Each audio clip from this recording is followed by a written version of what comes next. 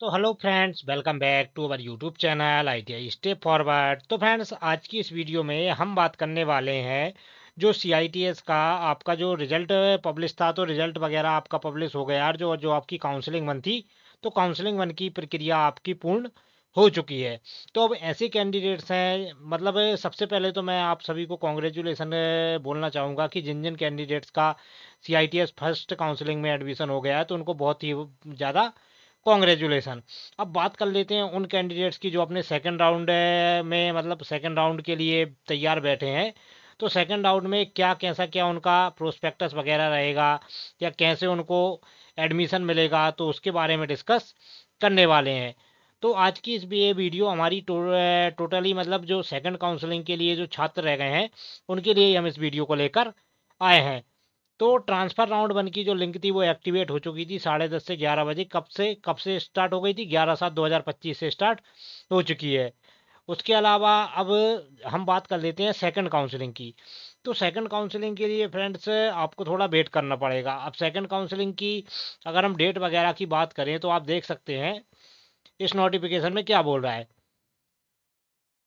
अब जैसे हम देख लेते हैं कि ऑनलाइन ट्रांसफ़र राउंड है। आप देख सकते हैं ऑनलाइन ट्रांसफ़र राउंड 11 जुलाई से शुरू हो गया था। तो आप सभी ने, मतलब जो भी कैंडिडेट्स हैं जिनको ट्रांसफ़र वगैरह चाहिए, तो उन्होंने ऑनलाइन ट्रांसफ़र राउंड के लिए अप्लाई कर दिया होगा। अब result of online transfer round का रिजल्ट जो आएगा आपका, मतलब कल आ जाएगा, मतलब 13 जुलाई को, या आज ही अपना रिजल्ट आ जाएगा 13 जुलाई को। सेकेंड राउंड ऑफ काउंसलिंग, तो सेकेंड राउंड ऑफ काउंसलिंग रहेगा, ये हमारा मेन है। तो इसमें क्या बोल रहा है, 15 जुलाई 2025। तो आपका जो सेकंड राउंड रहेगा काउंसलिंग का, वो 15 जुलाई से शुरू होना है, और कब तक चलेगा? 18 जुलाई तक। उसके बाद रिजल्ट ऑफ सेकंड काउंसलिंग का रिजल्ट कब आना है हमारा? 19 जुलाई को। तो ये बात आपको याद रखनी है। उसके बाद जो आपका डॉक्यूमेंट वेरिफिकेशन होगा एनएसटीआई आरडीएसडी में, तो वहाँ पर आपको जाना है। अब बात कर लेते हैं हम आपकी गलती के बारे में। तो आपको इस बार जो आपको, मतलब सेकंड काउंसलिंग के लिए जो आप एडमिशन कराने जा रहे हैं, तो उसमें आपको याद रखना है कि आपको सेकंड काउंसलिंग में गलती क्या नहीं करनी है। तो सबसे पहले तो आपने जो कॉलेज फिल किए थे फर्स्ट काउंसलिंग में, जैसे जिस किसी ने भी कॉलेज वगैरह फिल किए थे, तो जैसे मान लीजिए किसी ने एनएसटीआई कानपुर रखा, एग्जाम्पल मान लेते हैं, किसी ने भी फर्स्ट चॉइस का अपनी कानपुर रखा, सेकंड उसने देहरादून रख दिया, किसी ने भी देहरादून रख दिया, और थर्ड में जैसे मान लीजिए आपने मुंबई रख दिया। उसके बाद फोर्थ में आपने मान लीजिए आपने रख दिया हैदराबाद। तो इस प्रकार आपने मान लीजिए कॉलेजों के रख दिए। तो अब क्या रहता है, जो हमारा एनएसटीआई कानपुर है, तो एनएसटीआई कानपुर का आप सभी को पता होना चाहिए कि एनएसटीआई जो कानपुर है उसका जो कट ऑफ जाता है वो 75+ जाता है फर्स्ट काउंसलिंग में। जो आपका फर्स्ट राउंड होता है, तो उसमें जो कट ऑफ जाता है वो 75+, या जो 60+ कैंडिडेट्स हैं, तो इतना तो कट ऑफ उसका जाता ही है। उसके अलावा हमारा देहरादून हो गया, मुंबई हो गया, हैदराबाद वगैरह हो गया, तो मुंबई और हैदराबाद का कट ऑफ क्या है, थोड़ा कम जाता है। मतलब ये इसमें क्या रहता है कि अब जैसे मुंबई हो गया, अब जैसे यूपी वाला बंदा है तो वो कानपुर को ही चूज़ करेगा, क्योंकि उसको फर्स्ट प्रायोरिटी कानपुर ही लगती है। लेकिन इसमें ऐसा रहता है कि कभी कभी कानपुर ना देके वो मुंबई वगैरह भी अलॉट कर देता है। तो जिस भी कैंडिडेट्स का, जैसे किसी का मुंबई हो गया, तो वो ट्रांसफ़र राउंड के लिए मतलब अप्लाई करना चाहता है, तो ट्रांसफ़र राउंड के लिए उसने अप्लाई कर दिया, अच्छी बात है। अगर उसका मतलब ट्रांसफ़र हो जाए तो बहुत अच्छी बात है। बाकी अगर आपको जैसे एनएसटीआई मुंबई मिल गया है, तो फिर आपको मुंबई ही जाना पड़ेगा, क्योंकि सीटें हमारी रहती हैं कम। उसके बाद जो हॉस्टल फैसिलिटी रहती है वो पूरी तरीके से नहीं मिल पाती है, और आपको हॉस्टल फैसिलिटीज़ वगैरह भी चाहिए।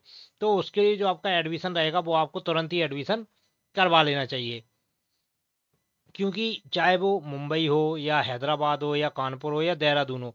अब क्या रहता है हमारा, जैसे मान लीजिए मुंबई में फिटर की 150 या 100+ सीटें हैं, तो इसमें क्या रहता है, एक बार में वो 100 सीटें तो नहीं भरता है। जैसे मान लीजिए उसने अगर 50 सीटें भर ली हैं, तो 50% सीटें उसकी अभी खाली रह गई हैं, कौन से? सेकंड राउंड के लिए, सेकंड राउंड के लिए और थर्ड राउंड के लिए। तो अब ऐसा रहता है कि जिसको मान लीजिए फर्स्ट चॉइस में मुंबई मिल गया है, तो पता चला कि उसने मुंबई ना लेके उसने ट्रांसफ़र राउंड में डाल दिया है, तो बाद में पता चला उसको लेट हो रहा है। तो ये गलती भी आपको नहीं दोहरानी है। तो जैसे अगर किसी को मुंबई मिल गया है, तो आप एक बार में ही जाके वहाँ पर अपना डॉक्यूमेंट वेरिफिकेशन करवा के हॉस्टल अलॉटमेंट करवा लें।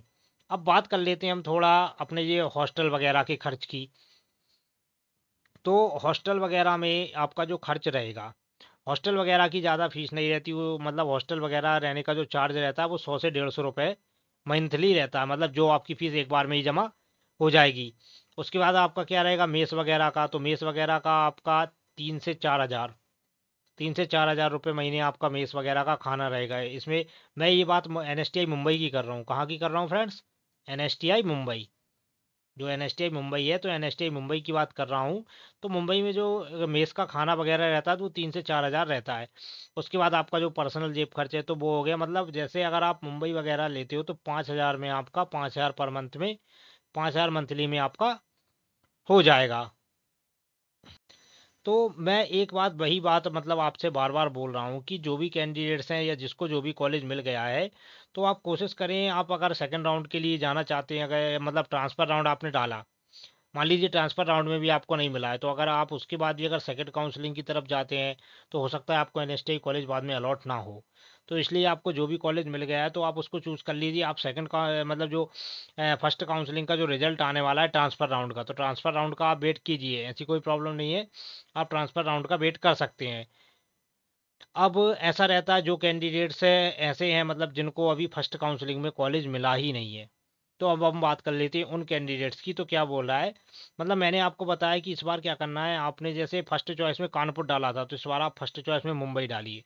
क्योंकि NSTI कोई सी भी हो, हमें एक साल निकालना है, मतलब डिग्री लेनी है टीचर की, तो हमें क्या करना है, एक साल तो हमें रहना पड़ेगा। अब जरूरी नहीं है कि हमें लोकेलिटी में ही मिले, अगर बाहर भी मिल रहा है तो हमें एडजस्ट करना पड़ेगा क्योंकि जाना तो है। तो इसलिए जो भी आपको कॉलेज मिल रहा है, अब सेकंड काउंसलिंग वालों से मैं बोल रहा हूँ कि जो आपको जो भी कॉलेज मिल रहा है आप उसमें जाके अपना प्रोविजनल एडमिशन करा के और आप उसको ज्वाइन कर लीजिए। अगर डॉक्यूमेंट वगैरह की बात करें, एक बार और मैं बता दे रहा हूँ, वैसे तो मैंने इससे पहले भी वीडियो बनाई है जिसमें मैंने डॉक्यूमेंट्स वगैरह सब कुछ बताया गया है कि कौन कौन से डॉक्यूमेंट्स आपके लगेंगे या कौन कौन से डॉक्यूमेंट्स आपको ले जाने रहते हैं, तो उन सभी डॉक्यूमेंट्स को मैंने बता दिया है। अगर बात करें डॉक्यूमेंट्स की तो एक बार और मैं आपको डॉक्यूमेंट्स वगैरह बता दे रहा हूँ कैसा क्या आपका डॉक्यूमेंट सिस्टम रहेगा। तो क्या बोला है, CITS डॉक्यूमेंट वेरिफिकेशन लिस्ट में पहला आ जाता है हमारा counselling fees receipt. Counselling fees receipt आपको ले जानी है। दूसरा आ जाता है हमारा इंस्टीट्यूट अलॉटमेंट नोटिफिकेशन, जो आपका इंस्टीट्यूट आपको अलॉट हुआ है तो उसका नोटिफिकेशन ले जाना है। और आपका जो सर्टिफिकेट हो गया जैसे 10th 12th की मार्कशीट वगैरह हो गई तो वो आपको ले जानी कंपलसरी है। उसके बाद बात कर लेते हैं ITI डिप्लोमा डिग्री मार्कशीट और सर्टिफिकेट वगैरह, तो ये भी आपको लेके जाना है। उसके बाद आधार कार्ड हो गया आपका, मेडिकल फिटनेस सर्टिफिकेट हो गया, कैटेगरी सर्टिफिकेट आपका कौन सा, सेंट्रल गवर्नमेंट वाला। ये आपको बहुत ही ध्यान रखना है कि सेंट्रल गवर्नमेंट वाला ही आपका कास्ट सर्टिफिकेट लगेगा।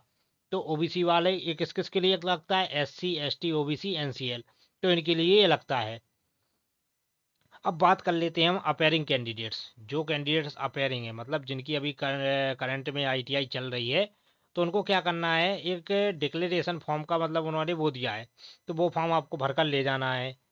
बाकी अपेयरिंग कैंडिडेट में जो भी है भी OBC SC ST से आते हैं तो उनको भी कास्ट से सर्टिफिकेट मतलब कैटेगरी सर्टिफिकेट तो आपका लगना ही है, तो इस बात का भी आपको ध्यान रखना है। अब मेडिकल फिटनेस सर्टिफिकेट और बता दे रहा हूँ मैं आपको, तो ये आप देख सकते हैं मेडिकल फिटनेस सर्टिफिकेट। तो इसमें भी आपका नेम वगैरह, और यहाँ पर आपको बात कर लेते हैं मेन, तो यहाँ पर आपके सिग्नेचर ऑफ मेडिकल ऑफिसर, तो जो भी MBBS डॉक्टर वगैरह रहेंगे तो उसको मेडिकल ऑफिसर, उसकी सील, उसका रजिस्ट्रेशन नंबर, जो भी डिजिग्नेशन है तो ये सब लगेगा, और यहाँ पर आपकी एक फ़ोटो लगेगी, तो ये भी आपको लेकर जाना है। बाकी सेकंड काउंसलिंग का आप वेट कीजिए, जो भी कैंडिडेट्स हैं उनका नाम इस बार आ जाना चाहिए। बाकी मैंने आपको डॉक्यूमेंट्स वगैरह बता ही दिए हैं। और इसके अलावा मतलब जो आपका सेकंड काउंसलिंग रहेगा तो आप उसका वेट कीजिए, और आपको ध्यान रखना है कि आप मतलब हाँ ज़्यादा लेट ना हो।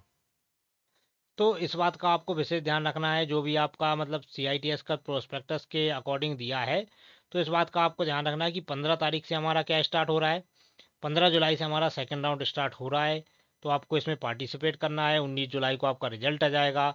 उसके बाद आपको नियरेस्ट NSTI RDSD में अपने जाकर प्रोविजनल एडमिशन कराना है और ज्वाइन कर लेना है। इसमें भी ऑनलाइन ट्रांसफ़र राउंड वगैरह रहेगा, तो आप देख लीजिएगा अपने हिसाब से। अगर आपको मतलब इसमें भी अगर लगता है कि आपको आपकी पसंद का कॉलेज नहीं मिला है तो आप ट्रांसफ़र राउंड वगैरह भी कर सकते हैं। उसके बाद आपकी रहेगी थर्ड काउंसलिंग, तो थर्ड काउंसलिंग आपकी 30 जुलाई से शुरू होनी है।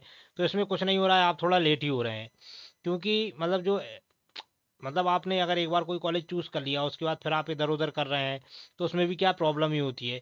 तो आप सभी से रिक्वेस्ट है, जो भी कॉलेज आपको मिल रहा है आप उसको ज्वाइन कर लीजिए, क्योंकि एक साल की तो बात है। तो अगर इसके बाद भी अगर आपको कोई डाउट रहता है वीडियो में, तो आप मुझसे कमेंट बॉक्स में कमेंट करके पूछ सकते हैं। तो बाकी जो भी मतलब कैंडिडेट्स हैं जो सेकंड राउंड के लिए प्रिपेयर रह रहे हैं, तो आप प्रिपेयर रहिए, आपका नाम इस बार कॉलेज में आ सकता है। तो जो भी आपको डाउट्स रहेगा आप कमेंट बॉक्स में कमेंट करके पूछ लीजिएगा।